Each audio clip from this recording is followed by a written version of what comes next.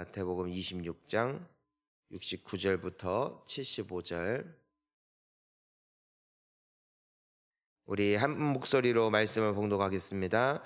베드로가 바깥 뜰에 앉았더니 한 여종이 나와 이르되 너도 갈릴리 사람 예수와 함께 있었도다 하거늘 베드로가 모든 사람 앞에서 부인하여 이르되 나는 내가 무슨 말을 하는지 알지 못하겠노라 하며 앞문까지 나아가니 다른 여종이 그를 보고 거기 있는 사람들에게 말하되 이 사람은 나사렛 예수와 함께 있었도다 하매 베드로가 맹세하고 또 부인하여 이르되 나는 그 사람을 알지 못하노라 하더라.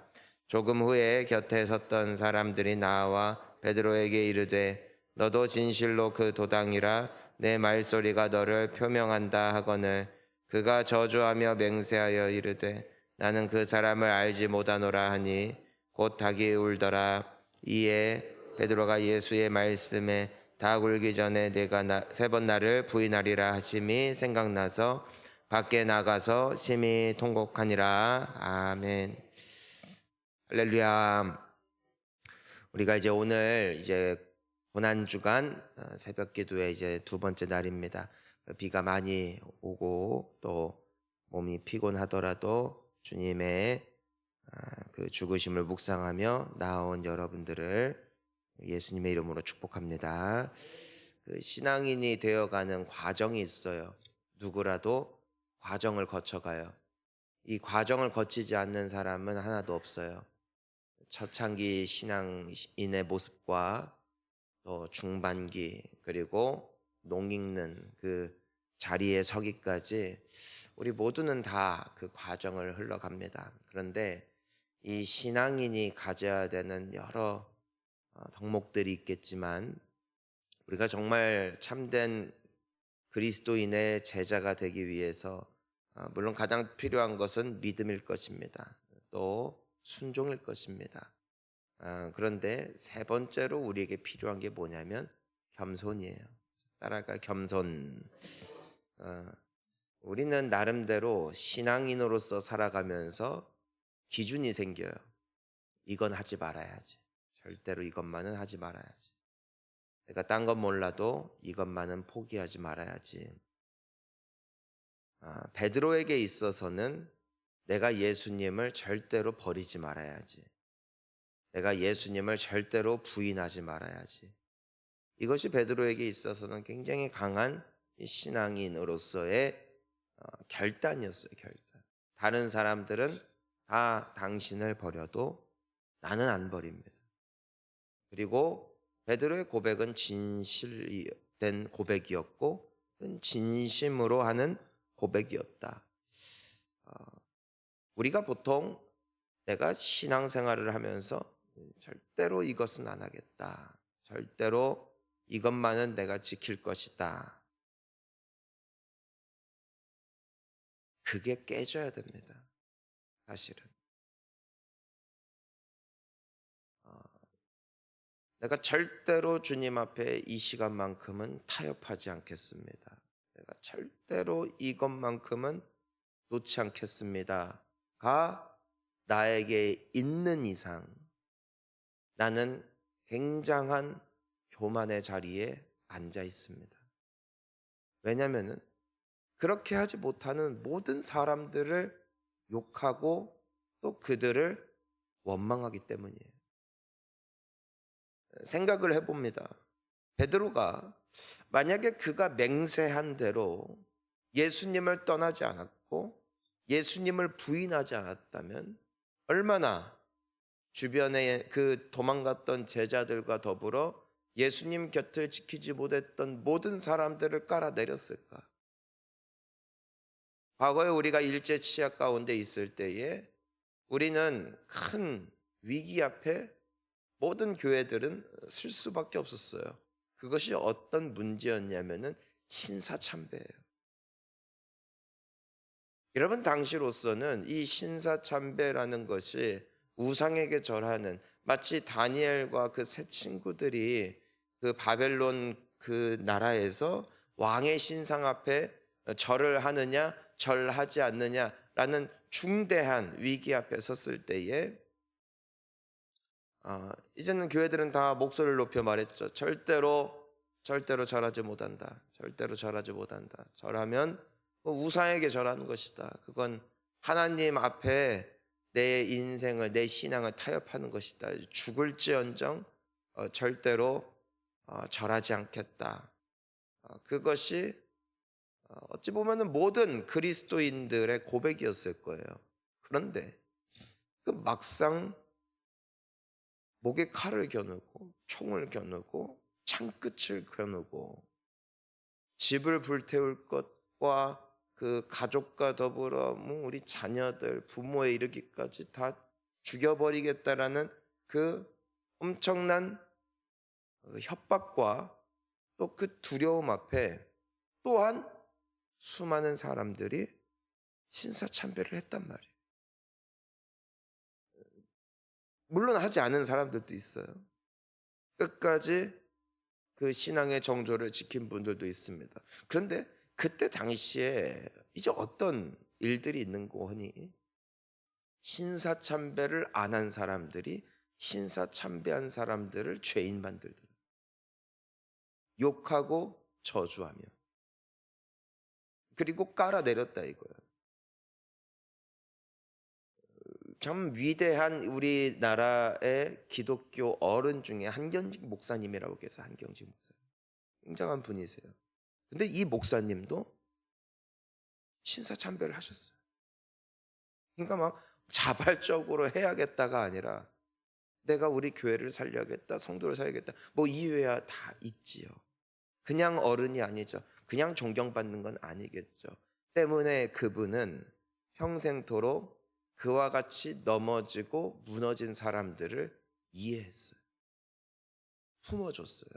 하지만 신사참배를 하지 않은 사람들, 물론 그분들 중에도 훌륭한 분들이 계셨어요. 나는 신사참배를 하지 않았고 당신들은 했지만 나도 당신의 상황이었다면 나도 했을 수밖에 없을 것입니다. 위로하고 격려하며 눈물 흘려주는 분들도 계셨을 거예요.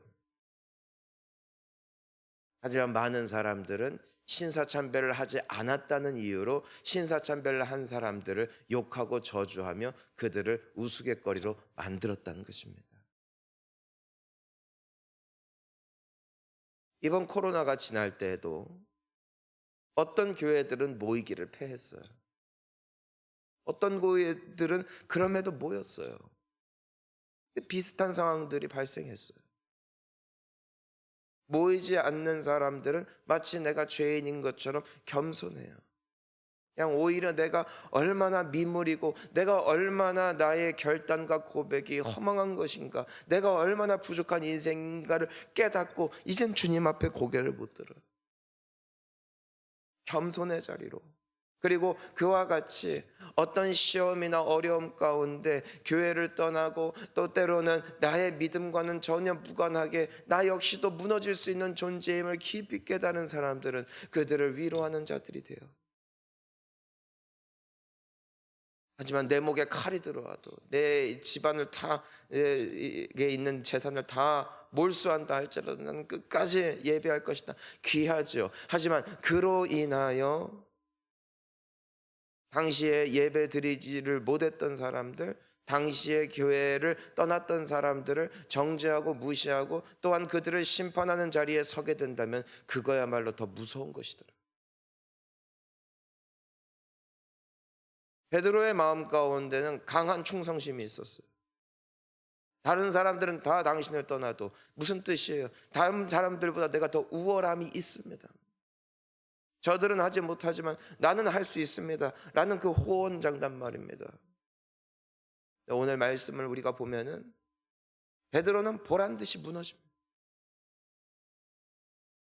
그가 그만큼 마음이 진심이었던 만큼 그의 삶이 이토록 허망하게 초라하게 무너질 줄 어느 누구도 예측하지 못했어요.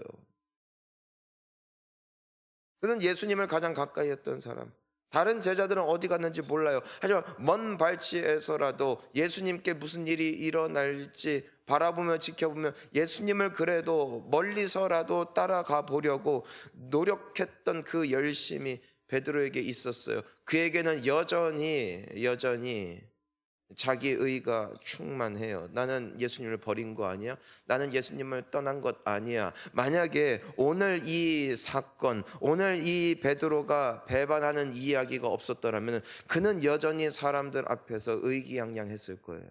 나는 그래도 먼 발치에라도 있었어. 니는 어디 있었어? 라면서 그는 굉장히 스스로를 뿌듯하게 생각했을지 몰라요. 하지만 오늘 우리가 잘 아는 말씀처럼 그는 예수님을 부인했어요. 얼마나 겁에 질렸는지.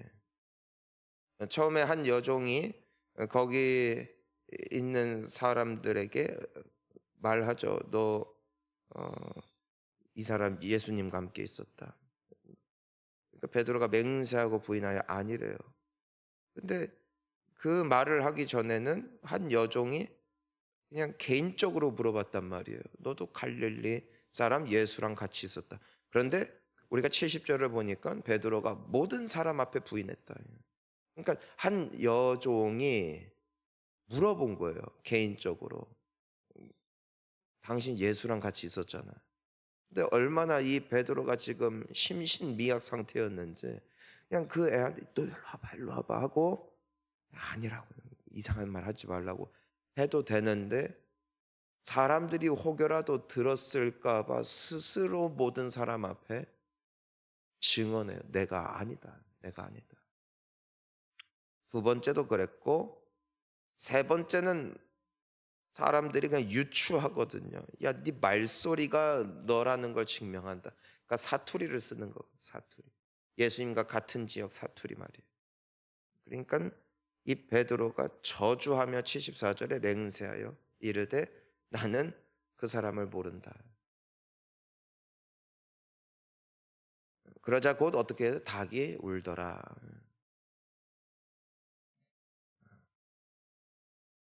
여러분 우리는 이 과정들을 다 지나가게 되어 있습니다.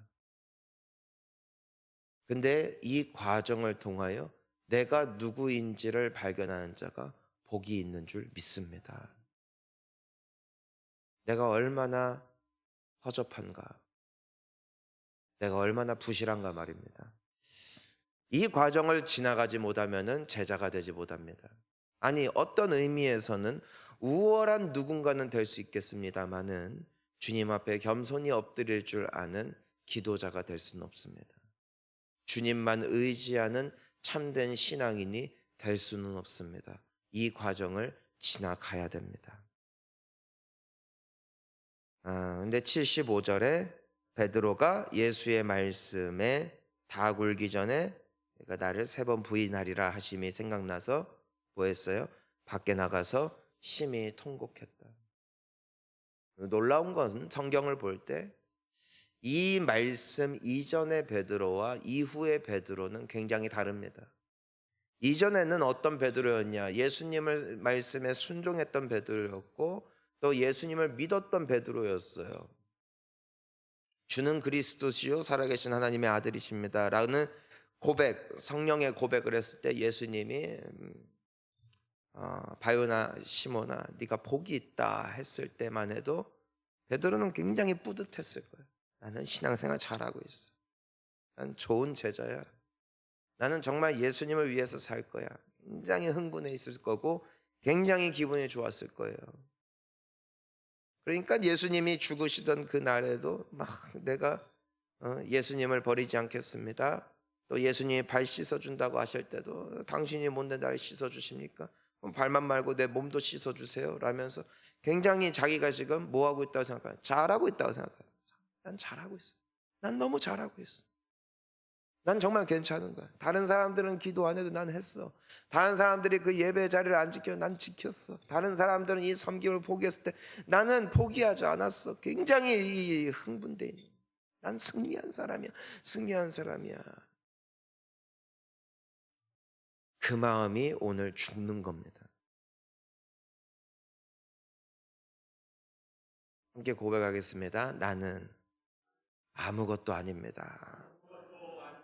다시 따라갈까요? 나는 죄인 중에 괴수입니다. 이것을 깨닫는 우리가 될 수 있기를 축복합니다. 보니까 사도 바울이 끝까지 갈 수 있었던 이유는 이 신앙 고백이거든요. 나는 죄인 중에 괴수라. 그는 사람들 앞에 종종 간증을 했어요. 그가 예수를 만나기 전에 얼마나 교회를 핍박했는지, 얼마나 돈과 명예에 취해서 헤매는 인생이었는지 그는 늘상 고백함으로써 무엇을 잊지 않는 거예요? 내가 어떤 존재인지. 오늘 우리가 말씀에는 기록되어 있지 않지만 오랜 사람들의 그 이야기에 따르면 베드로는 이날 이후로 닭소리만 들으면은 트라우마,